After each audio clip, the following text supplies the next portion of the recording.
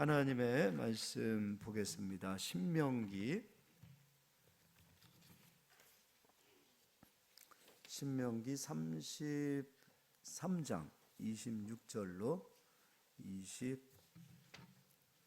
27절까지 33장 26절로 27절까지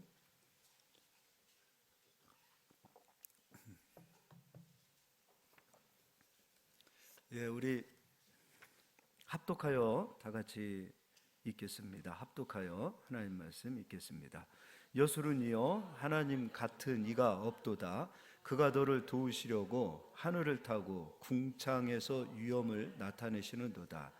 영원하신 하나님이 내 초소가 되시니 그의 영원하신 팔이 내 아래에 있도다.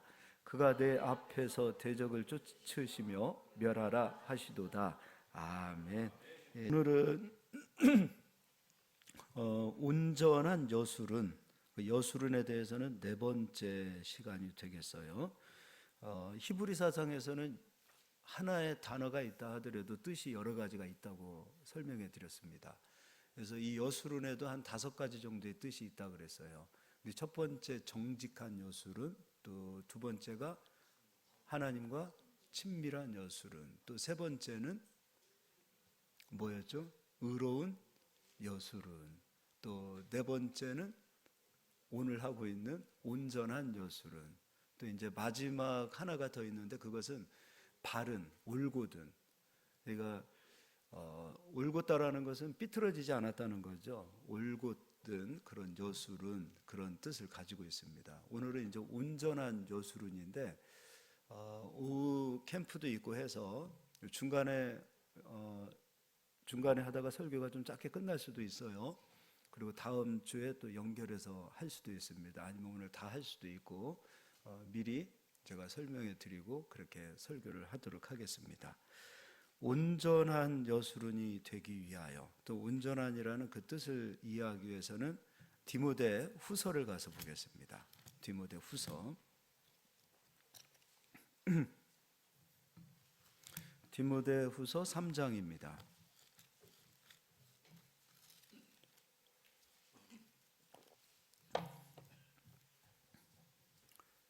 3장 16절부터 17절까지 읽어드리겠습니다. 모든 성경은 하나님의 감동으로 된 것으로 교훈과 책망과 바르게 함과 의로 교육하기에 유익하니. 그러니까 성경은 하나님의 감동으로 되어졌다. 성경은 성령께서 기록하셨다라고 베드로서에서는 말씀하고 있습니다.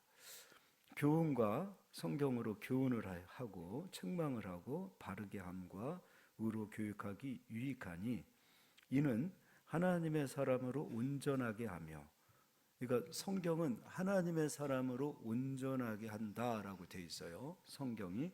그리고 모든 선한 일을 행할 능력을 갖추게 하려 함이라 라고 되어 있습니다. 그럼 하나님의 말씀을 배우는 자, 하나님의 말씀을 따르는 자, 하나님의 말씀을 마음에 두는 자는 온전한 자가 되겠죠.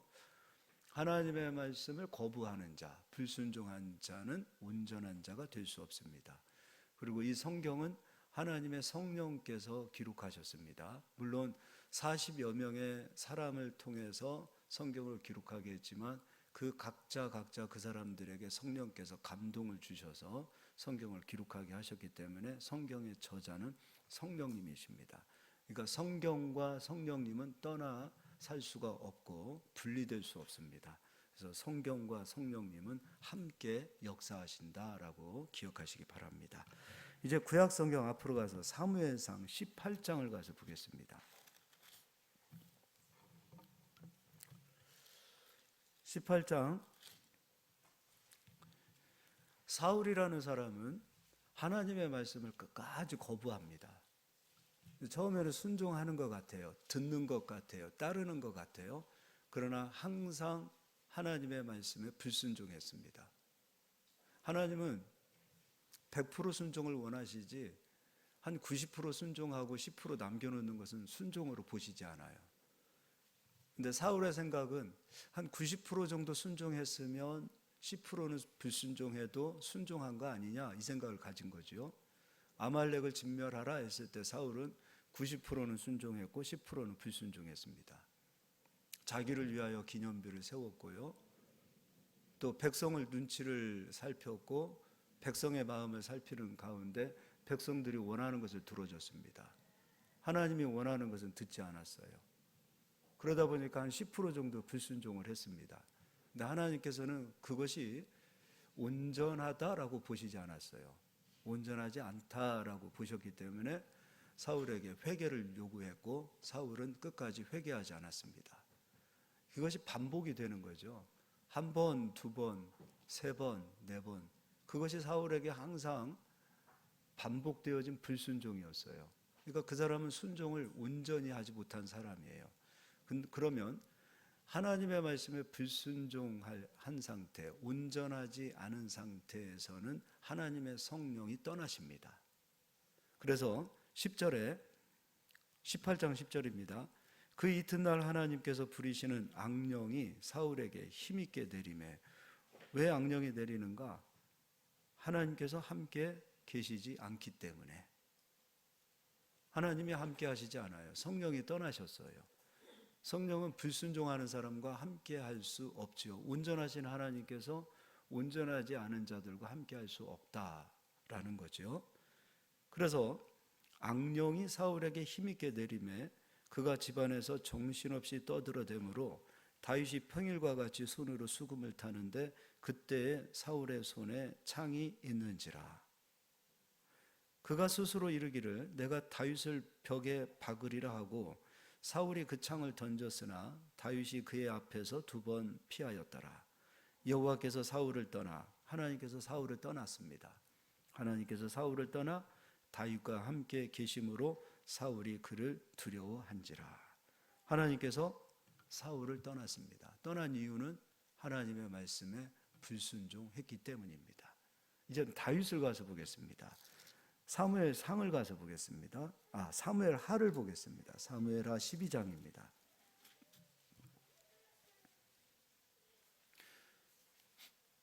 다윗도 연약한 사람이죠. 범죄했습니다. 어떤 범죄를 했는가?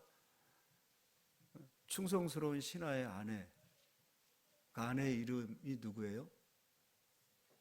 밧세바죠. 밧세바와 간음하고 또 간음해서 아이를 갖게 되고 아이를 갖게 된 것을 감추고 싶어서 밧세바의 남편의 이름은 또 누구예요? 누구요? 우리야. 예, 우리야 맞아요. 우리야예요. 우리야를 불러서 우리야를 살해하기까지 합니다. 엄청난 범죄를 했죠. 근데 다윗이 달랐던 것이 하나가 있어요. 사울은 회개를 하지 않았어요. 다윗은 회개를 합니다. 돌아옵니다. 회개라는 것은 돌아오는 거예요. 그래서 사울은 회개하지 못했고 다윗은 회개합니다. 이제 선지자 나단이 찾아가서 다윗을 책망합니다. 그때 다윗이 그 선지자의 말을 듣고 마음을 돌이키고 마음을 찢고 회개합니다. 이것이 다른 거지요. 근데 다윗이 회개했던 이유는 다른 게 아니라 회개할 수밖에 없었던 이유. 다윗이 절실하게 하나님 앞에 엎드려서 회개했던 이유는 하나님이 떠나는 것이 두려운 거예요. 사울에게서 하나님이 떠났을 때에 사울이 어떻게 되었다는 것을 누구보다도 가장 잘 아는 사람이 다윗이에요.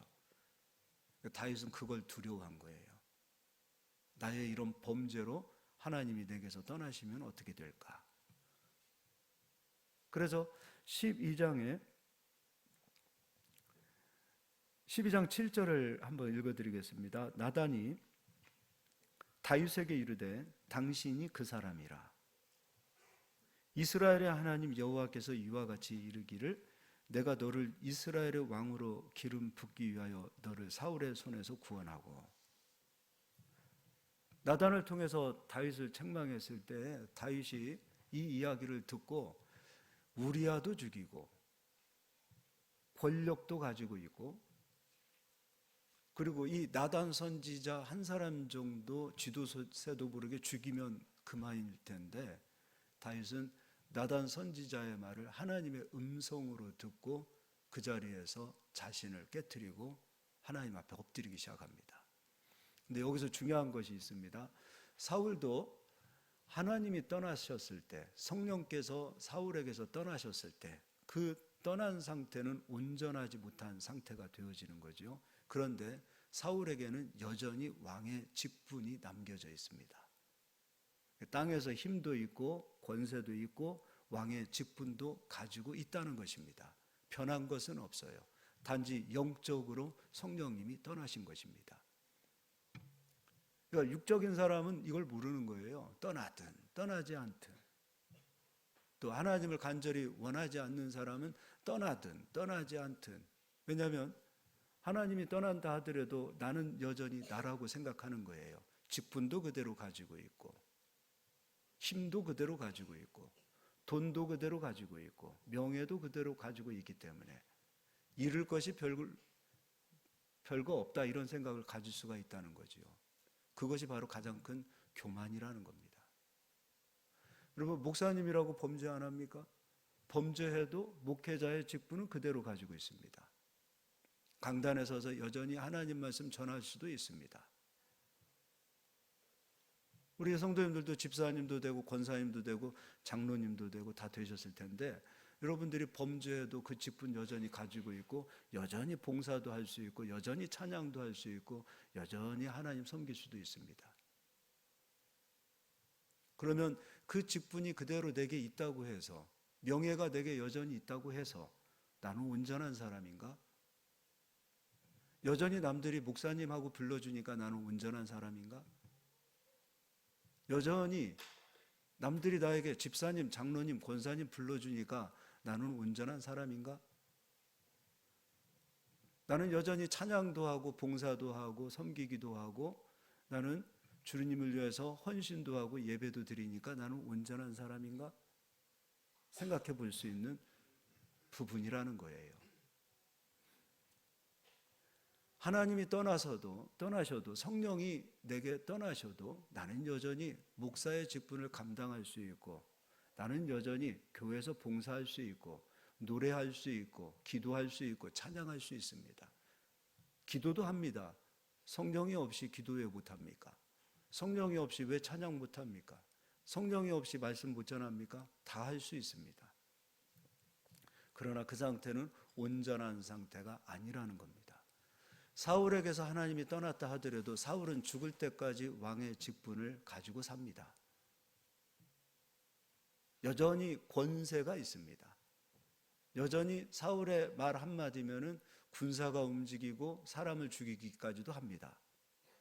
그래서 우리는 하나님이 떠나도 별로 크게 아쉬울 것이 없다라는 생각을 가지고 산다는 것입니다. 하나님의 성령이 떠나도 여전히 건강, 헬스클럽 나가서 건강하고 몸 만들고 좋은 거 먹고 잘 쉬고 스트레스 덜 받고 그럼 건강하지요. 돈도 마찬가지죠. 자기 힘으로도 얼마든지 돈 벌고 살 수 있지요. 그러니까 하나님의 성령이 떠나도 별로 아쉬운 게 없는 거예요. 여전히 교회에서는 집사님, 장로님, 권사님 불러주고 여전히 목사님 불러주고 있단 말이에요. 여전히. 그래서 성령이 떠나도 무감각한 거예요. 근데 다윗은 달랐어요. 우리도 죄의 크기, 분량, 질, 그런 크기와 그런 것들 때문에 죄를 크게 짓고 적게 짓고 차이지 우리도 다 죄인들 아닙니까?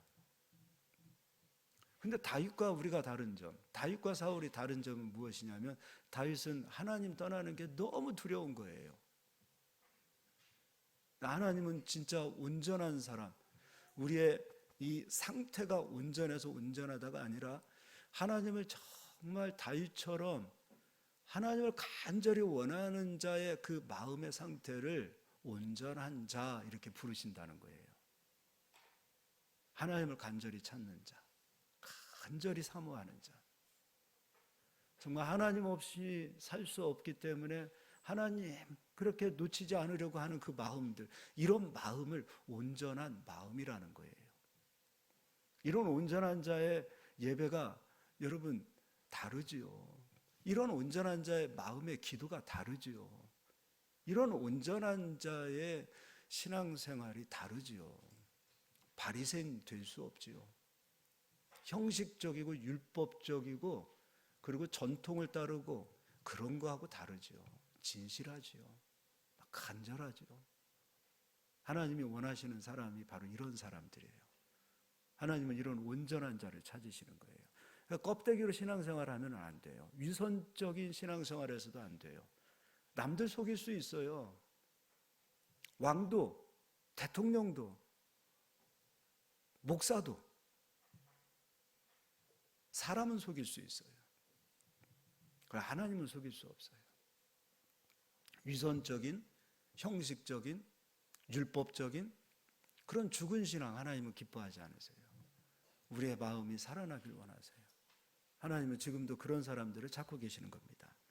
다윗이 범죄했을 때 하나님 앞에 기도했던 장면은 좀 가서 보겠습니다. 시편 51편입니다.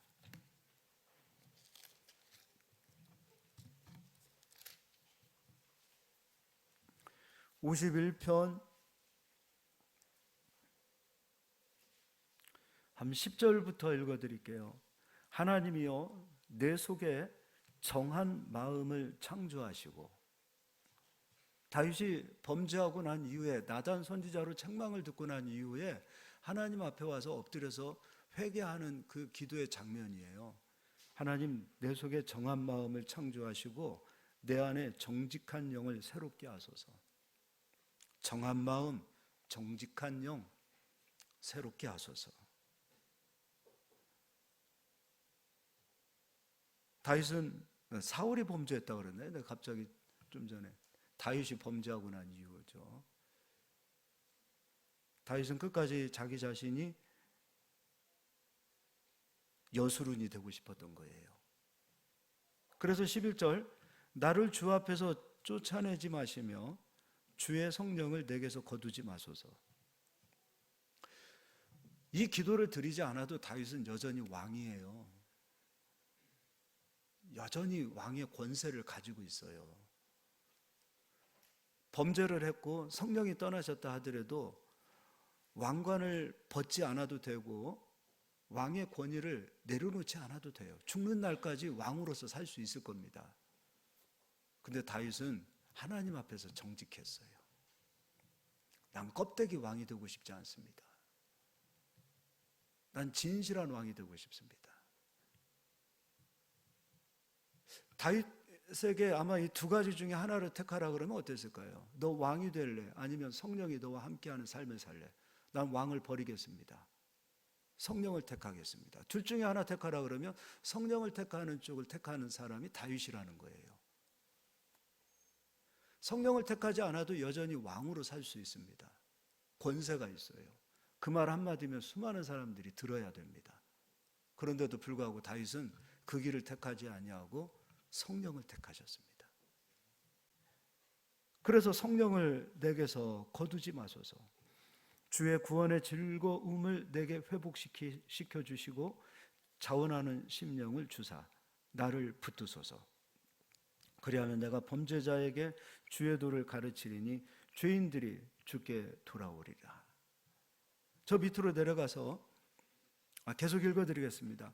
하나님이여 나의 구원의 하나님이여 피 흘린 죄에서 나를 건지소서. 내 혀가 주의 의를 높이 노래하리이다. 주여 내 입술을 열어주소서. 내 입이 주를 찬송하여 전파하리이다. 주께서는 제사를 기뻐하지 아니하시나니 그렇지 아니하면 내가 드렸을 것이라. 주는 번제를 기뻐하지 아니하시나이다. 하나님께서 원하시는 제사를 다윗이 이제 비로소 깨닫습니다. 소 잡고 양 잡고 염소 잡고 무고한 피 흘리는 그 희생의 그 제사보다도 하나님이 진짜 기뻐하시는 것이 무엇인가? 다윗 네 마음이다.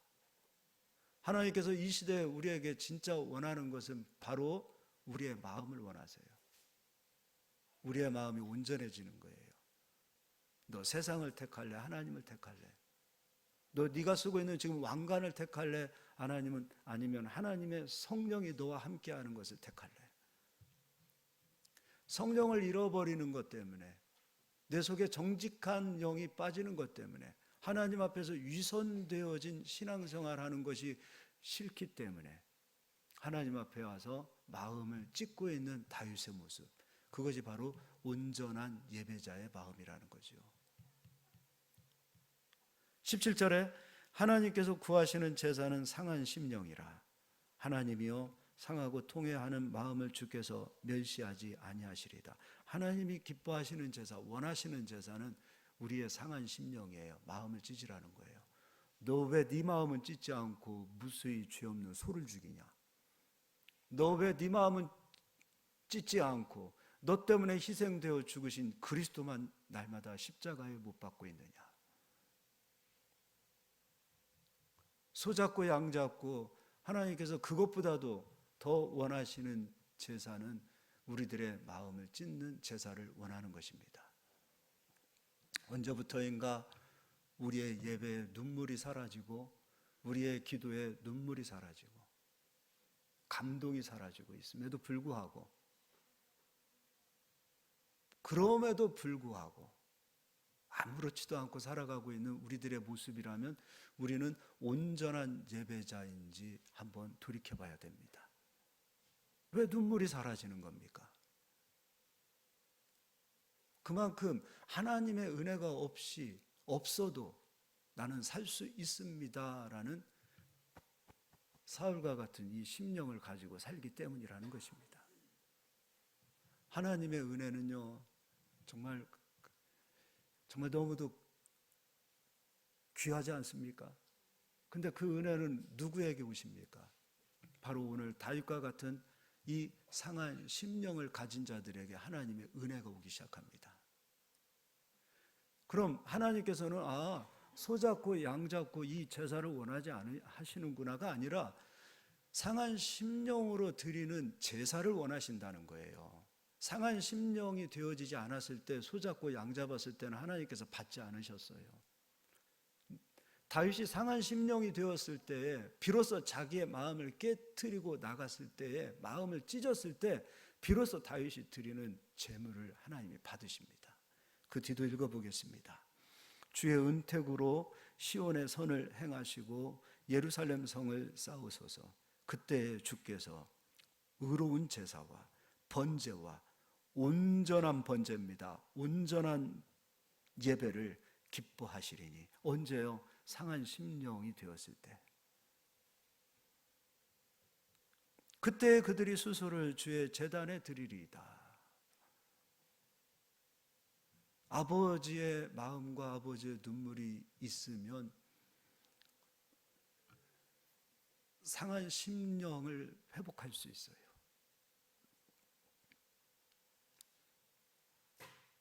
그러니까 우리가 1.1획도 죄를 짓지 않고 우리의 상태가 정말 흠도 없고 점도 없는 그 상태이기 때문에 온전하다라고 표현하지 아니하시고,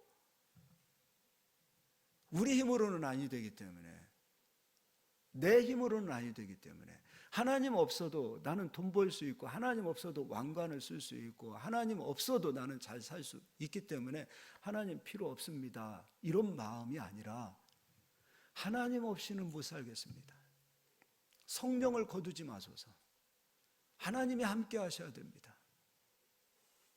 다 잃어버려도 하나님 잃어버리면 안 됩니다. 이 마음이 온전한 상태라는 거예요. 이 마음으로 드리는 예배가 온전한 예배. 이 마음으로 드리는 기도가 온전한 기도. 이 마음으로 살아가는 자들이 온전한 여수론이 되어진다는 거예요. 어찌 우리가 완전해서 율법 10계명을 다 지켜서 의롭게 되고 온전하게 될 수 있습니까? 그럴 수 없어요. 율법은 죄를 깨닫게 하기 위하여 주셨다 그랬어요. 그렇기에 우리는 하나님 없이는 안 됩니다. 하나님 내 삶 속에서 떠나시면 안 됩니다. 그런 어떤 하나님을 원하는 그 마음 때문에 마음이 상하는 거예요. 달리 상하는 게 아니에요. 세상으로 상해서 상한 마음 가지고 오는 게 아니에요. 남에게 상처를 받아서 마음이 상하는 게 아니에요. 그런 상한 마음은 하나님이 기뻐하시지 않으세요.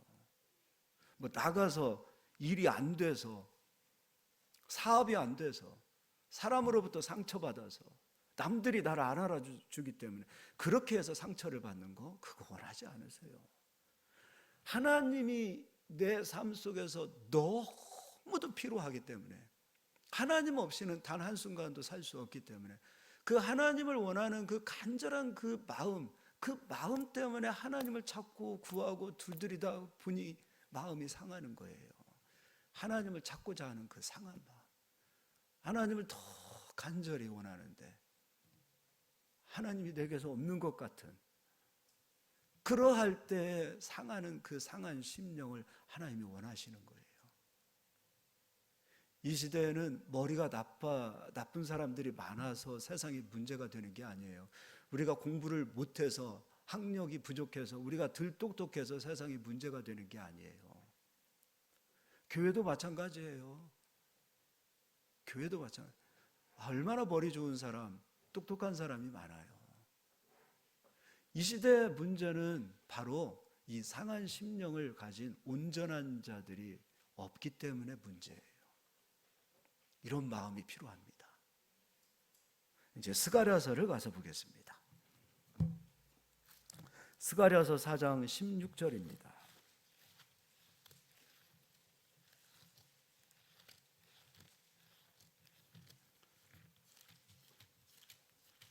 스가랴는 구약 성경 맨 마지막이 말라기가 있죠. 그리고 말라기 바로 앞에가 스가랴가 있습니다. 4장 16절. 4장 6절이네요. 6절. 우리 애기들도 그래요. 성경을 이렇게 잘 찾아. 4장 6절입니다. 제가 읽어드릴게요. 그가 내게 대답하여 이르되 여호와께서 스룹바벨에게 하신 말씀이 이러하니라. 만군의 여호와께서 말씀하시되 이는 힘으로 되지 아니하며 능력으로 되지 아니하고 오직 나의 영으로 되느니라. 저는 이 말씀을 우리 마음에 좀 아예 그냥 새겼으면 좋겠어요. 그래, 내 힘으로 안 돼. 내 능력으로 안 돼. 내 생각으로 안 돼. 하나님의 성령으로 되지. 하나님이 하실 일이지. 이게 마음에 좀 새겨졌으면 좋겠어요. 이게 새겨지면 전 온전한 예배자로, 또 온전한 그리스도인들로, 또 온전한 여수론으로 우리가 살아갈 수 있다고 저는 확신합니다. 교만하지 않을 것 같아요. 하나님 보실 때 겸손한 사람이 있고 하나님 보실 때 교만한 사람이 있어요. 사람이 보기에는 겸손한데 하나님 보시기에 교만한 사람이 있을 수 있습니다. 사람이 보기에는 교만한 것 같은데 하나님 보시기에는 겸손한 사람들이 있습니다. 오늘 자기 힘으로 살고 자기 능력으로 살면서 겸손하게 머리를 숙이고 사는 사람, 하나님이 볼 때는 교만한 사람입니다. 자기 힘이 아닙니다. 내 힘이 아닙니다. 하나님 힘이 필요합니다. 그래서 하나님의 힘을 구하는 사람들은 하나님 보실 때 겸손한 사람입니다. 우리 이런 겸손한 사람이 돼야 돼요. 그럼 이번에는 신약 성경을 가서 보겠습니다. 로마서 8장입니다.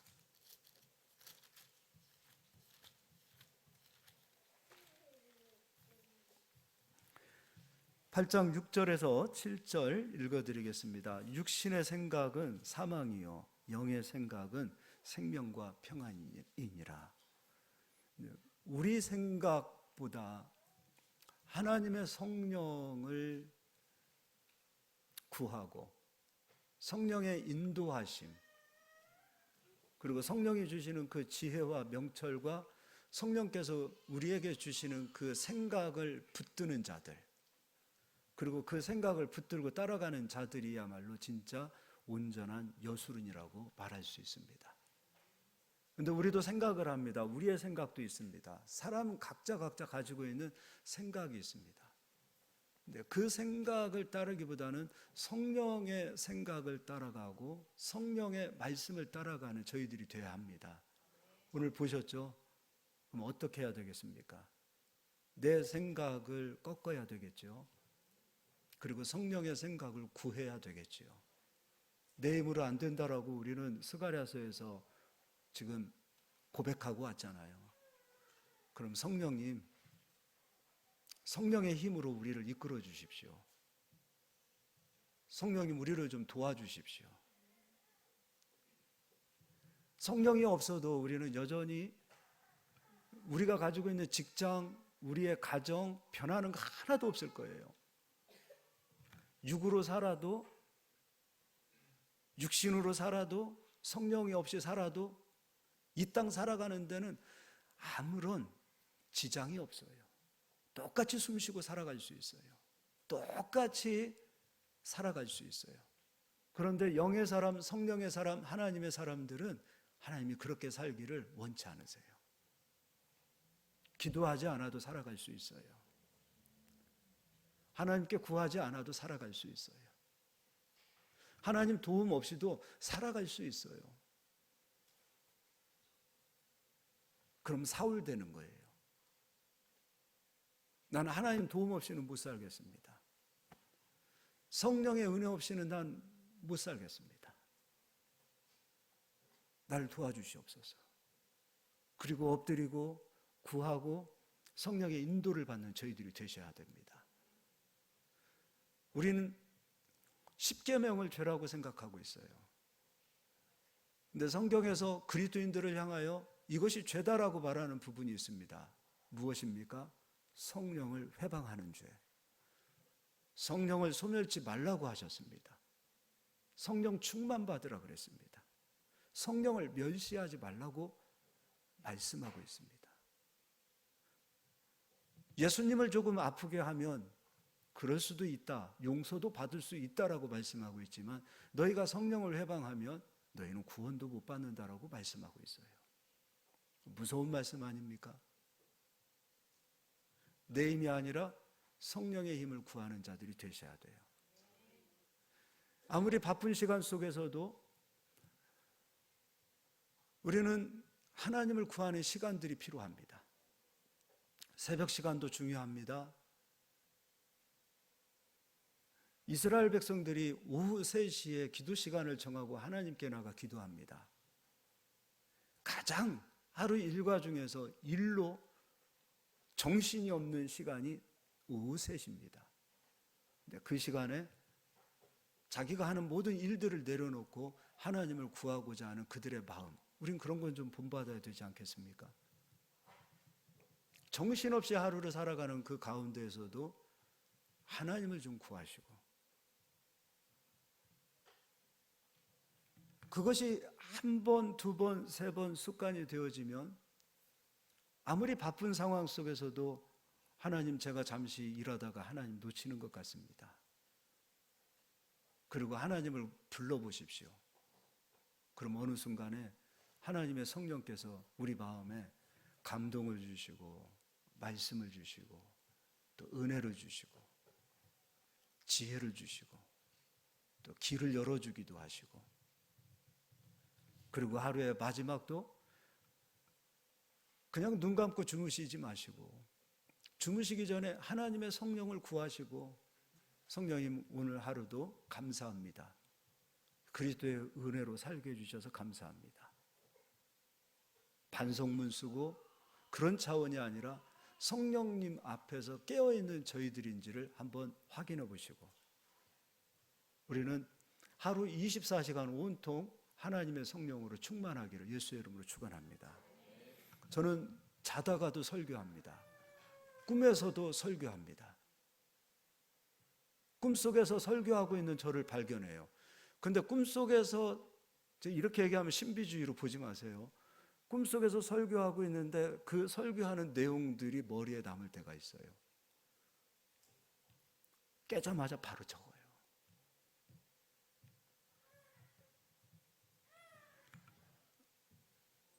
꿈속에서 설교하고 있어요.